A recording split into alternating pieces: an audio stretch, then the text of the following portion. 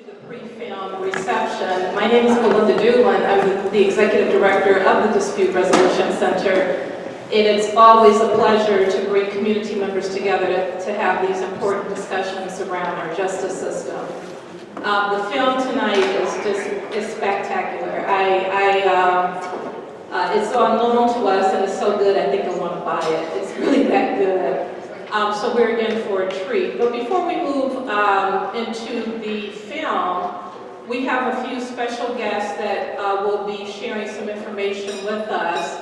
But we want to get started there. But let me just do a shameless plug about the Dispute Resolution Center before we get started, because as an executive director of the nonprofit and with all my board members here, I would probably be in trouble if I didn't.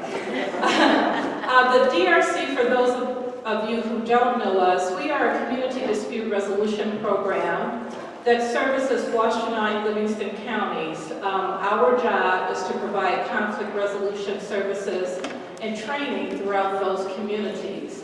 What that means, and we've been around for more than 25 years, and we fall under the auspices of the State Court Administrative Office, and it's a lot of legal and technical things that make us, that help us be who we are.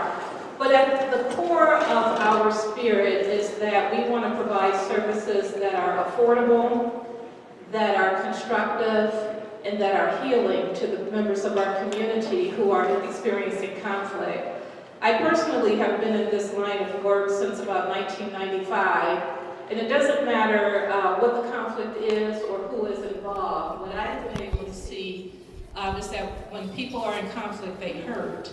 And so I'm very proud to be a part of an organization who can acknowledge the humanity in conflict management and do the work that helps people get to a place of healing.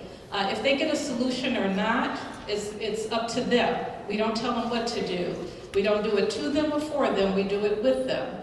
And we encourage and foster and facilitate an environment that allows them to get to a place of understanding and resolution as they will. So that's what we are and that's what we do. Please go to our website and learn more about us. I'll also take this opportunity to thank those who helped make tonight possible. I definitely did not do this on my own. I'm going to start with the Drc Board of Directors. For those who are in the room, just raise your hand.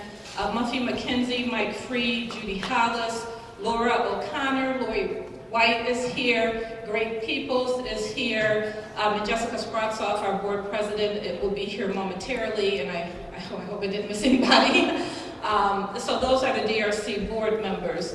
The staff of the DRC are here. Jermaine Smith, I want to give her a round of applause. She put all of this together. Sally Brash is here. Leader Mullins and Miles McAllen. We're a small team, but I think we're a small pebble that makes lots of ripples in the water. I also have to give a huge shout out to the volunteers. So on the front line of our work are members of the community who actually pay for their training and donate the service. We can't get any better than that. So if you are a volunteer of the DRC, just raise your hand so we can acknowledge you.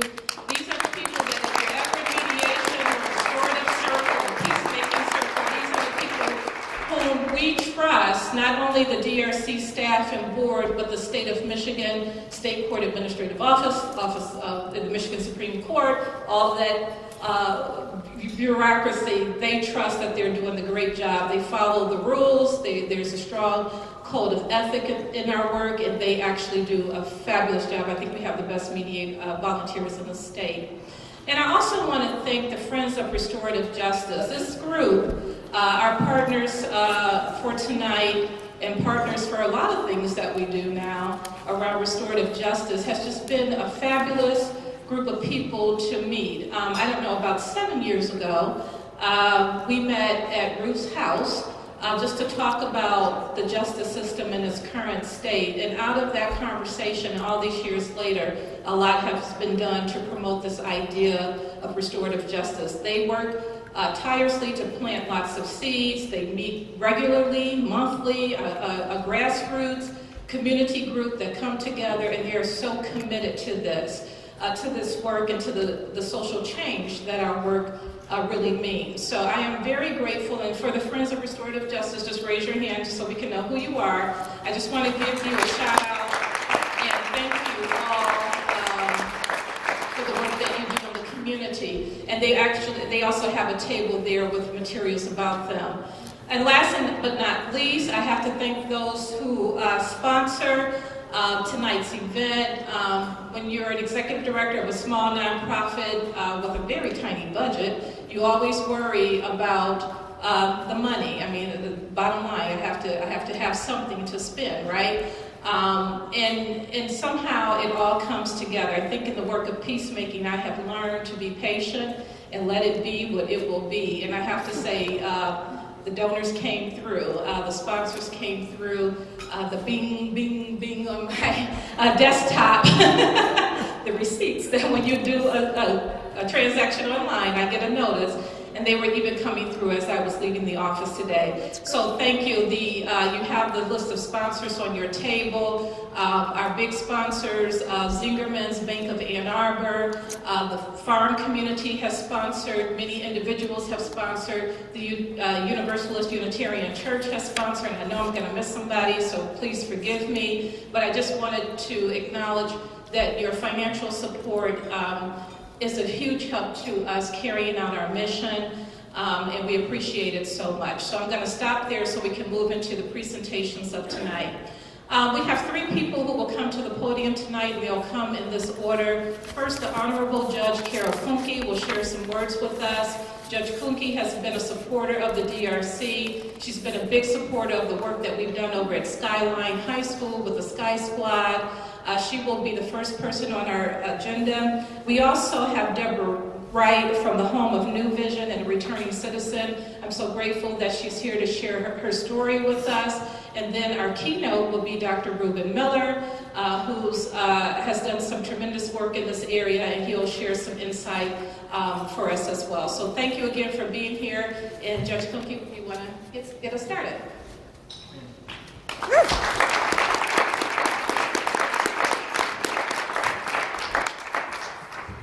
Good afternoon. I'm Carol Kuhnke. I am a judge in the Washtenaw County Circuit Court. I've been there for coming up on 6 years. And I am, as Belinda said, a big fan of restorative justice and peacemaking. I've seen what it can do and what it does in our court. I know that the application of restorative justice is not it's not limited. It can be used in any forum and in any type of conflict or dispute. But it's really getting its traction in the juvenile justice system, which I think is just terrific. Juvenile justice is, to me, a heartbreaking area of law. My current docket is about 50% adult criminal cases, and it's a horrible, sobering day when for me it's every Tuesday afternoon when I see a 17, 18, 19-year-old child coming into the adult criminal justice system. And some of them have been through the juvenile justice system and have not found a better path. Some of them are having their first encounter with the court system, and they're on the cusp of making a choice about what their lives are going to be.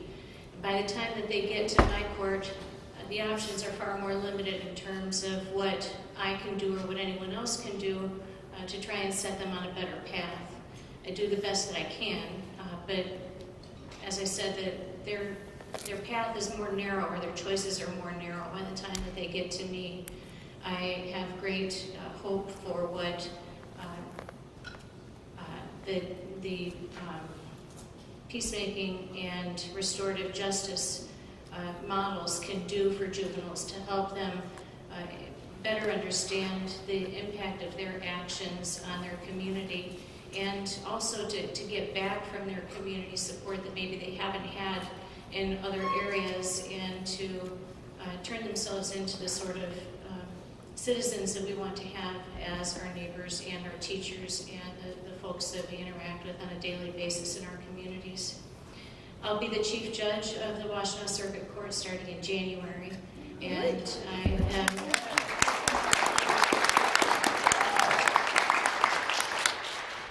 I'm excited and committed to support restorative justice.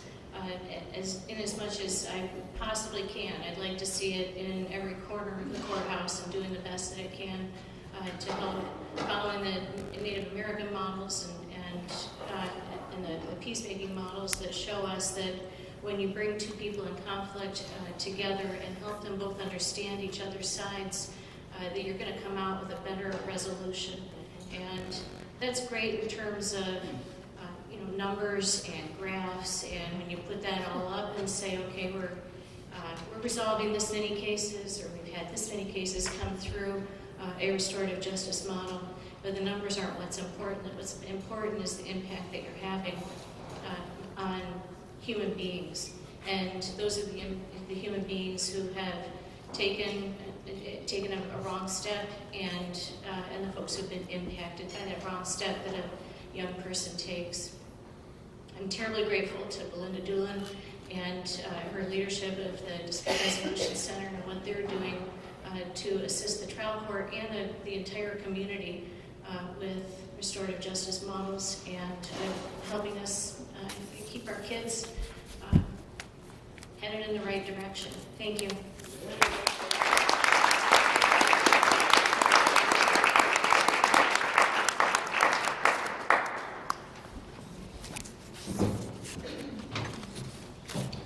Thank you, Judge Kuhnke. One of the judges that I have not been in front of in Washtenaw County, so that was good. My name is Debra, Wright. I'm a clinician. I work for Home of New Vision. I'm a person in long-term recovery from a heroin use disorder, and I'm a formerly incarcerated person. I want to tell you a little bit about how I kind of got caught up in the system, and then talk a little bit about a piece of legislation that's currently in the state that I support, and I bet you'll support too. I want to thank Jermaine Smith, Kathy Fredericks, and Belinda Dulin for inviting me to speak.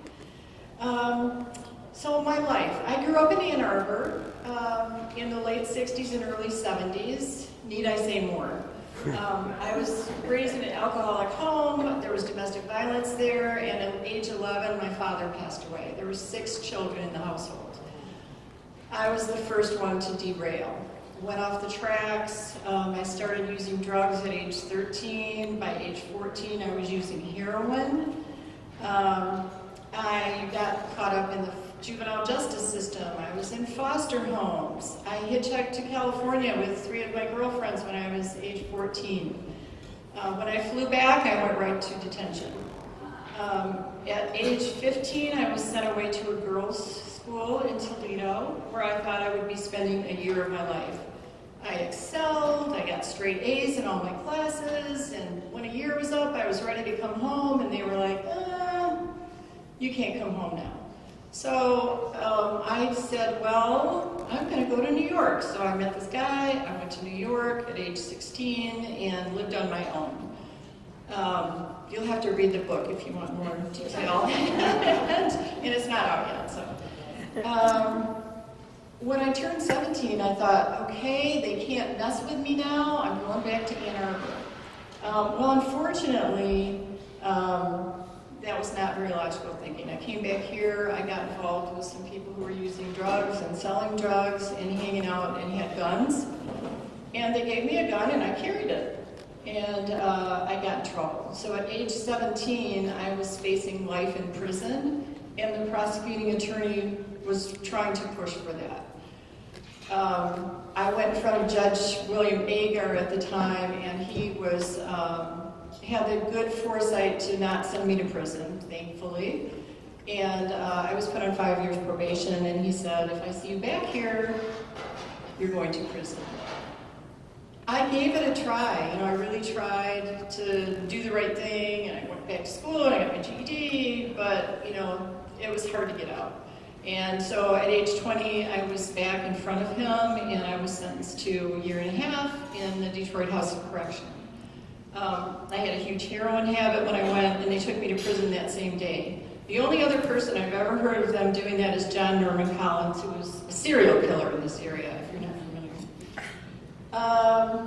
So I went back to prison 3 more times because I got out and I kept thinking it would be different, and it never was. So I wasn't addressing some of the problems that kept me caught up in the system, And the main one was my heroin use disorder.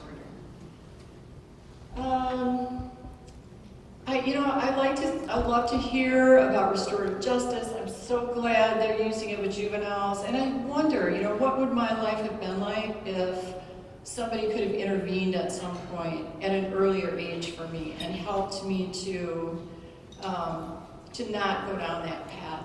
Because I think by the time I got to adult court, I was too far gone. I was angry, I was hurt, I was just reacting on feelings.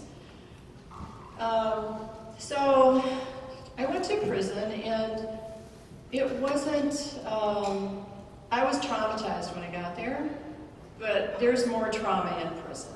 So, there were a couple of instances that I could tell you about. I was, the last time I was in prison, which was 27 some years ago, I bumped across from a woman who I had used with. Not a lot, but I knew her. I knew some people that we knew together.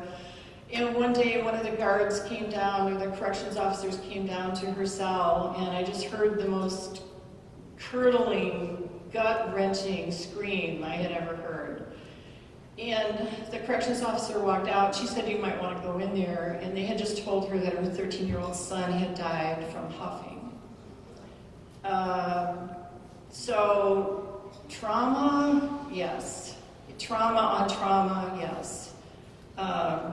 It was a sad, sad thing.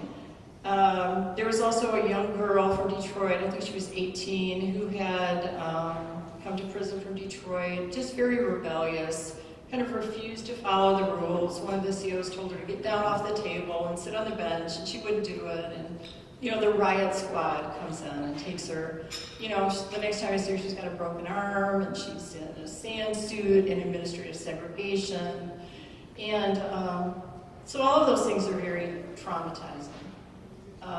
Not just for the person that goes through it often, but for the other prisoners.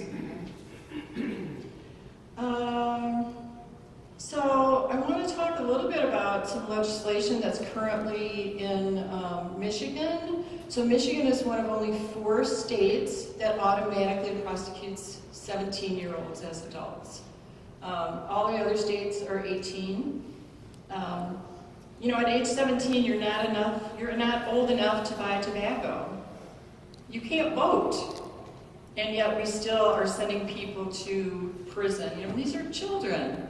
You're not mature at age 17. You're not mature at 18, but we had hearings a couple of weeks ago, and I believe Mary was there. Mary probably has more information about this than I do. Mary King is right there.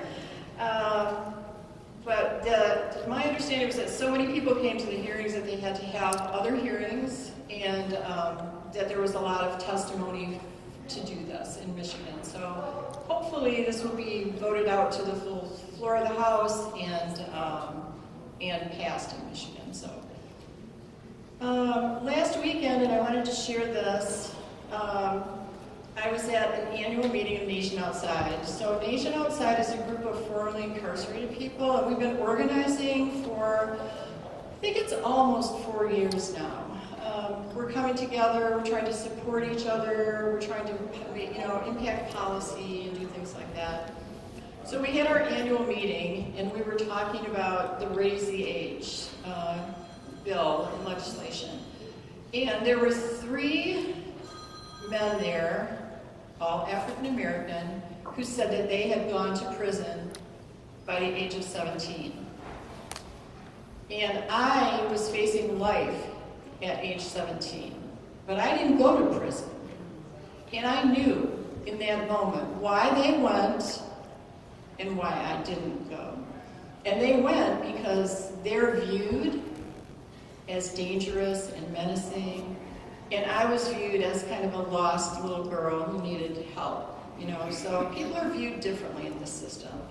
And the racial inequity is something that just drives me crazy about it. I did bring this handout about the prison system. It's called The Whole Pie. The Prison Policy Initiative does it. It's a great, everything is sort of piecemeal in this country, so they kind of bring all the stats together. We have 2.3 million people incarcerated. We've become a nation that just relies on incarceration. We incarcerate way too many people for way too long. I'm working with a woman from New York who I just love. She just sent me a text. Her brother was sentenced in Michigan to 80 to 100 years at age 24. He's been incarcerated for 27 years. His name is Rafael de Jesus. He finally this year got a commutation hearing a few months ago, and we just heard in the last few days that the package has gone to the governor's office. So we're praying that they will let him out. He's changed his life, he's a different person, and he deserves a chance at life. I want to close with this. I was on a panel many years ago, I believe it was the State Libertarian Party, with Judge James Gray. He's out of California, and he said something that was so wise. He said, we should send people to prison that we're scared of. Not people that we're mad at, we're frustrated with, and we don't know what to do with. And we have become a nation that just sends people to prison, and prison does not help most people. So I'm so glad to be amongst so many wonderful, like-minded people, and I thank you so much for your time and attention.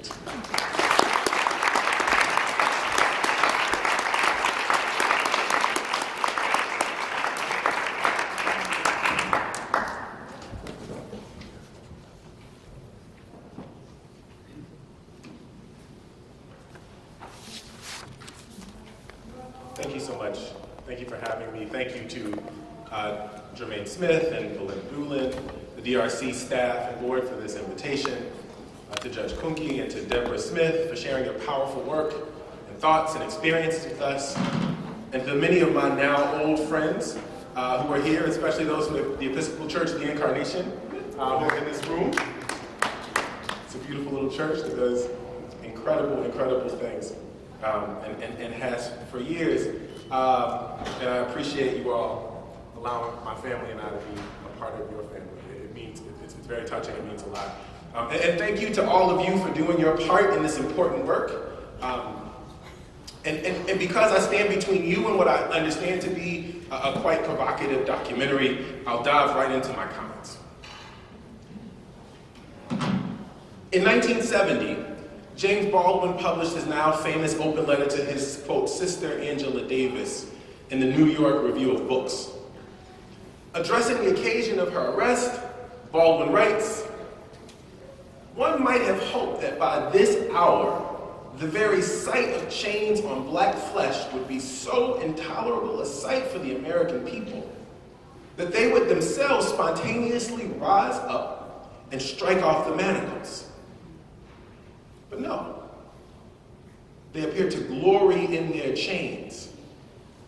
Now more than ever, they glory in chains and corpses." Echoing the corpus of his previous work, Baldwin called attention to the contradictions of the American state, revealing the nation's failure to reckon with its history of racial violence and the acts of racial abuse embedded within her institutions. An increasing but underappreciated number of poor whites would follow black Americans who would be the bellwether of things to come. Poor whites, like poor blacks, were criminalized and over-policed, yet at the same time underprotected. They lived in slums and in poor rural towns subjected to depressed wages and police abuse, yet unable to find common ground with poor blacks, despite their shared circumstance. Poor whites would share the fate of Angela Davis and George Jackson before her. These would be the political prisoners who were locked up for many years, and the Attica brothers who were soon to be terrorized in the nation's growing prison state. A linked fate proven by the, quote, corpses from Vietnam, according to Baldwin. But this state of affairs remained hidden in plain sight, obscured by the ignorance that politicians and a growing culture industry cultivated among poor whites whose chief success was convincing the American public that black Americans were the cause of their own problems and that white America was, quote, innocent of its sins, again, to quote Baldwin. Writing in 1970, Baldwin wrote that Americans, having identified disaffected and increasingly militant black youth as the source of the urban condition, came to, quote, measure their safety in chains and corpses. 50 years later, his words are all the more prescient. Since the publication of Baldwin's open letter, the United States began a dramatic experiment in human caging. On any given day, as Debra has pointed out, over 2 million people are held in an American jail or prison, a 7-fold increase since its 1970 publication. 2/3 of all U.S. inmates are poor, subsisting on something like less than $400 per month. And we've known that since 1999. Nearly 40% are black, despite black Americans representing just 12% of the U.S. population.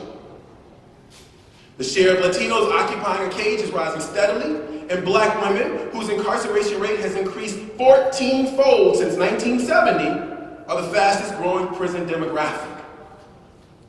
Similar trends are found among the elderly, who all too frequently die behind bars, spending their final years disproportionately suffering from illnesses associated with aging, like dementia and Alzheimer's disease. And we've learned that gender and sexuality matter in important ways too. Lesbian, gay, and bisexual youth, and especially GLBTQ youth of color, are disproportionately and overwhelmingly represented in the juvenile justice system. And while recent research on prison conditions and activist campaign highlights the acute forms of sexual violence incarcerated trans women endure. And with all these things, this is especially the case for poor trans women of color. That is, poor black and brown trans women in the United States. Even the nation's children experience the pains of imprisonment. Nearly 3 million children have an incarcerated parent, including 1 in 9 black children, nearly all of whom are poor. And as you know, changes in school discipline over the last 2 decades suggest that these trends will continue, given the infamous school-to-prison pipeline. But there are many more pipelines than this, of course. There is the Child Protective Services to prison pipeline, where in states like Michigan, nearly 40% of all foster kids wind up in a jail cell. We can thank Rosemary Sari and her colleagues for telling us that. And she's been telling us that for about 2 decades. There's the mental health abuse to incarceration pipeline. There's the premature death pipeline, where a recent report shows that roughly half of all unarmed black men and women killed in recent years by the police were experiencing an identifiable mental health crisis at the time that they were murdered. This fairly recent state of affairs has turned the public's attention toward a fundamental contradiction: that there are more prisoners in the, quote, land of the free than there are in any other nation in the history of the, quote, developed world. Its scale alone warrants scholarly attention, but it's fair to say that we have not yet come to grips with the problem. If we want to understand the problem, we have to put the prison, as giant as it is, in its place. So as I noted, as Debra noted, there are over 2 million people who are currently incarcerated. But as many of us in this room know, 4.7 million people are currently on probation or parole. That's twice the size. But even this figure is eclipsed by the some 12 million Americans who are processed through our nation's county jails each year, and the 19.6 Americans estimated to have a felony conviction. These figures represent 1 in 3 currently living black American men. That is to say, 1 in 3 currently living black American men have a felony conviction, or at least estimated to be so. But 79 million Americans have a criminal record. This is a full third of the U.S. population. You can't tell me that a third of the population are bad people. You can't tell me that a third of us come from bad families. You can't tell me a third of us just need to pull ourselves up by our bootstraps and get it together. Not a third of us. And the arrests start early.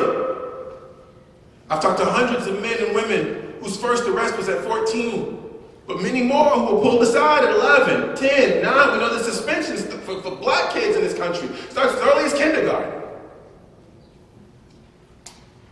And they're frequent. In fact, 40% 39% of all black American men will have been arrested for a non-traffic violation by their 23rd birthday. Now, if we think that mass incarceration stops at the threshold of the black family, we're wrong. 39% of all white men will have been arrested by the time they turn 23 for a non-traffic violation. What does it mean to arrest our kids? To mark so many of our children as criminals. But I have something else to say. I think that the size of the carceral state itself is second only in consequence to its reach. What do I mean by that? The American Bar Association offers some evidence of this point if we were to look closely.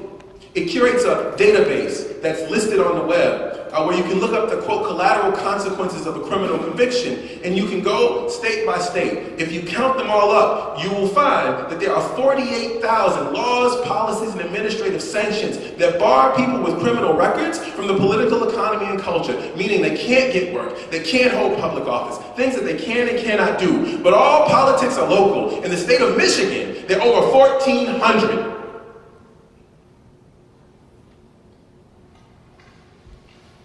In my hometown, Chicago, in the state of Illinois, where I'm from, there are 1,463.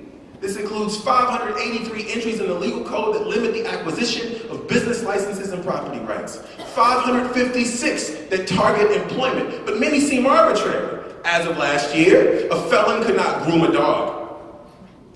In other states, a felon cannot drive a truck or acquire a barber's license. 186 entries, and something like 120 in Michigan, but 186 in Illinois' legal code limit political and civic participation. This constrains the ability of people with records to change the laws and policies that hem them in. A full 54 in my state, and something like 40 in yours, constrain family and domestic rights. In most states, people with criminal records may not hold public office or sit on boards of certain nonprofit organizations. They may not have their parental rights revoked. They may not be able to adopt or foster a child. They are barred from public housing, and their job applications may be denied without notice. They may be evicted on the whim of their landlord or fired by their employer without warning or legal recourse, and they are often subjected to exploitive and unsafe working conditions. This is far from an exhaustive list. Given the scale and degree of legal exclusion, it's tempting to attend to just the formal contours and focus how law and policy exclude the criminally accused from the stabilizing institutions of a free society.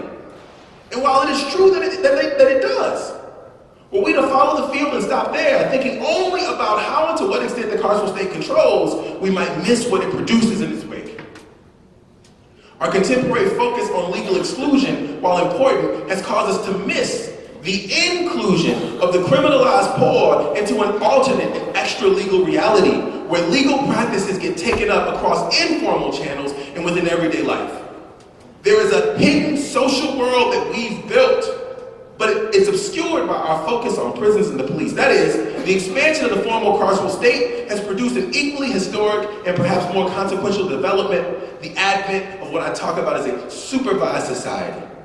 What I argue should be considered a kind of fifth peculiar institution, the first of which being slavery, the second being Jim Crow, the third being the expansion of the ghetto, the fourth being mass incarceration itself, and the fifth being this supervised society that we've erected. So why am I telling you this? Why do we need to know? We need to know about the world that we've made. But two, I think you need to know the importance of the work that you do. What if, in the middle of a supervised society, someone were to intervene? What if, in the middle of a supervised society, someone stood in between children and adults from resource poor communities and acted as a bridge to resource-rich social institutions? What if we decide to help people make amends for the mistakes that they make, like everyone makes? And what if, along with helping them make amends, we didn't stop there? My brother Malcolm's right there.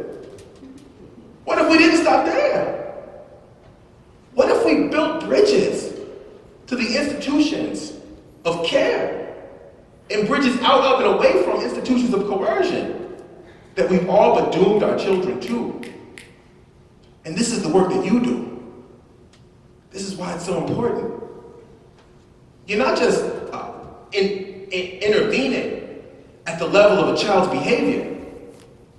You are intervening at the level of one's citizenship. You are helping people who have been denied their access to the full rights of citizens in this country. And you are providing bridges by not criminalizing them and by offering a helping hand, by offering a way out to the full rights and benefits and the suite of privileges that every other child has. I'll leave you with an observation from the Director of Services at the Cook County Jail for Juveniles when I was there. He said to me something very powerful. He said, you know, my guys, the first thing he says, my guys are so well known, but they're so little understood. It was the first thing, and that really stuck out to me.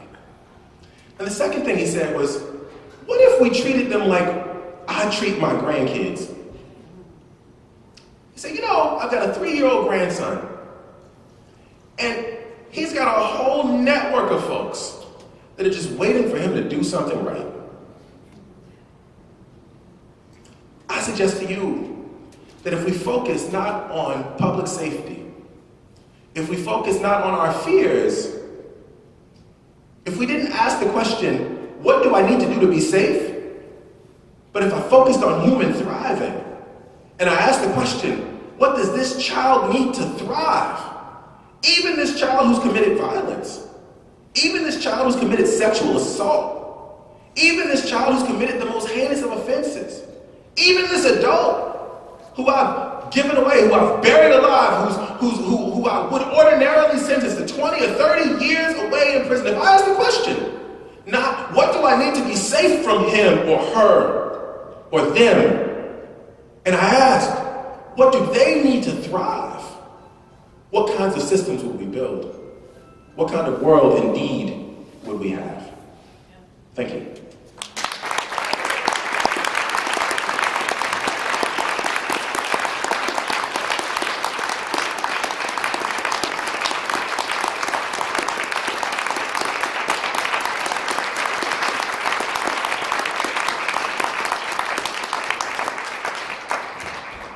I don't know if I should say thank you or amen. Say both. So thank you to all of our speakers. Judge Kuhnke, thank you for helping us, confirming with us that what we're thinking about, what we feel needs to be done, is not just a pipe dream. Sometimes in this work it gets very lonely.